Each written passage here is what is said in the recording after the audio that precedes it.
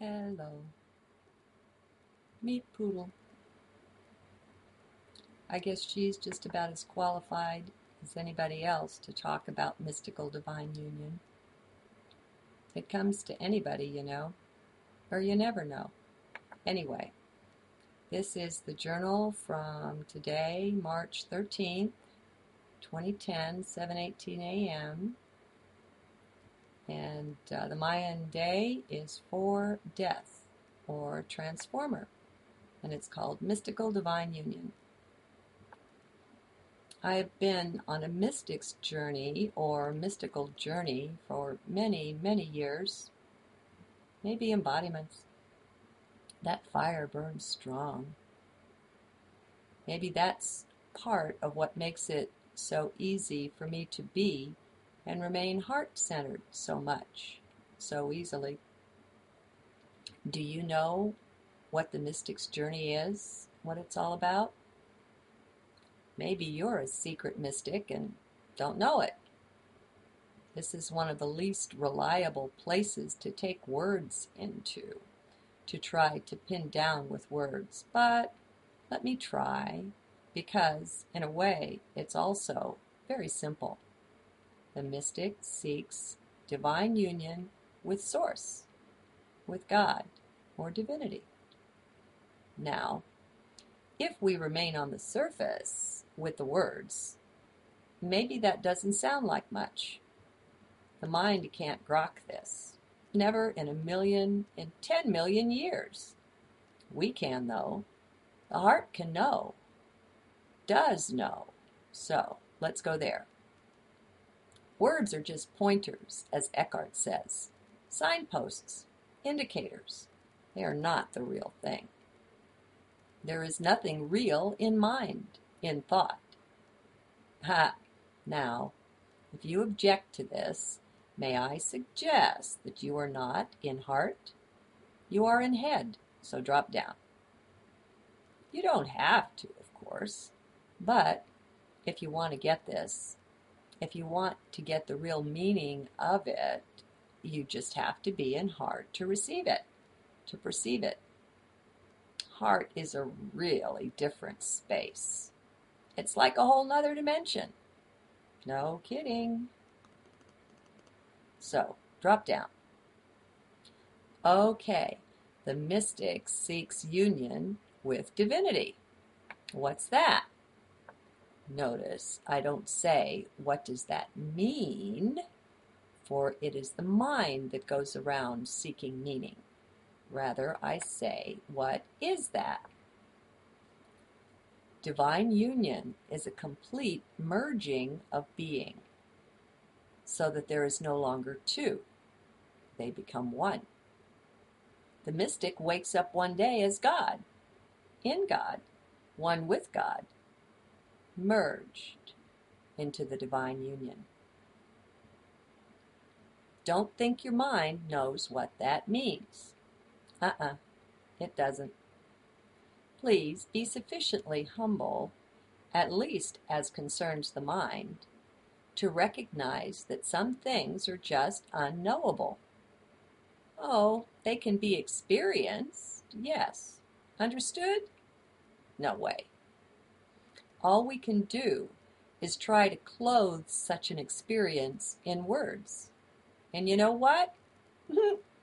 That just proves we are a fool, because it can't be done. And we're guaranteed to be misunderstood. Unless our audience is all awake and aware and in heart. But anyway, I guess I'm a fool. I haven't made any claims to the contrary. I do this dance because I am danced, because I have to. There is no longer any I that exists, separate from that, from divinity. Some will see, some will understand. More and more of us wake up from the dream each day. So soon, maybe all will know and understand. It is the heart doing the understanding here, not the mind. The mind exists and has values in support of the heart, not in charge of it. The mind no more runs the show, that's all. It's still there, ho ho, believe it or not. Anyway, so I've told you I'm a mystic. That was my path, as long as I was still on one of those linear things called a path. But let's don't go there. Now, when you're a mystic, when you open yourself up to that, and you're willing to leave all the safe and sane moorings behind, you go on quite a journey. I guess we could even call it the mystical journey. Ha!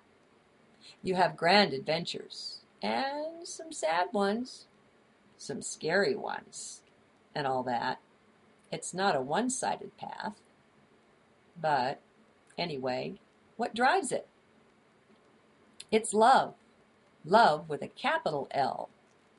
And so awesomely unspeakable that it makes me quiver just to be trying to put this down in these words. Please, oh please, do be in your heart to hear. This love is the essence of divinity itself. It is that grand, that far beyond any human conception of love. Unconditional only just begins to give the sense of it. So, this love drives you. It steers your boat, and you willingly give over the tiller. Oh, you man the oars, but the boat goes where it will. You become a new creature, no more your own. Your very self merges with Source, with his, her, it. Out of this love came a prayer about 5 years ago. From deep down within my heart it arose, coming up as the essence of that love. And I want to share it here. Oh, it can't be understood, but it can be experienced. I just want to share the flavor of that with you. You see, the mystic is engaged in a love affair with God, with Source, with divinity. The divine becomes very personal to the mystical soul, very intimate. The sharing that goes on between them before, during, and during the merging process takes intimacy to a whole new level. It's truly a love affair, and any mystic worth her salt will unashamedly tell you that she is madly in love with God. Now, after awakening, I've got to admit, it changes a little because you are God. And so how can you be in love with that which you are? But anyway, okay, so here goes. Each day on arising and each night on retiring, the mystical soul basks and bathes in her love, in the beloved. And I say this prayer.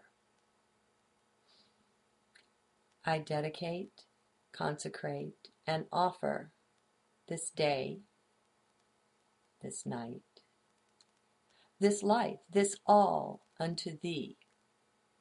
Every thought, word, deed, feeling, and emotion, body, mind, soul, and spirit, all that I am, take it and me, and make us Thine and Thee. Thine and Thee in conscious awareness. There. Just words, right? But oh, so much more. This is the bonding prayer that arose in this heart. Over the years, before I yet had the habit of saying this faithfully, regularly, some days I would miss it, not say it. Heck, some weeks sometimes. I began to see, though, that on those days when I remembered to say it, There was something almost magical about that day. Well, there is no proving such things, of course. But then, he who wants proof is lost, stuck in his head, and would not recognize the proof if it bit him or her. The head doesn't get this stuff. It can't. It's not head stuff, don't you see?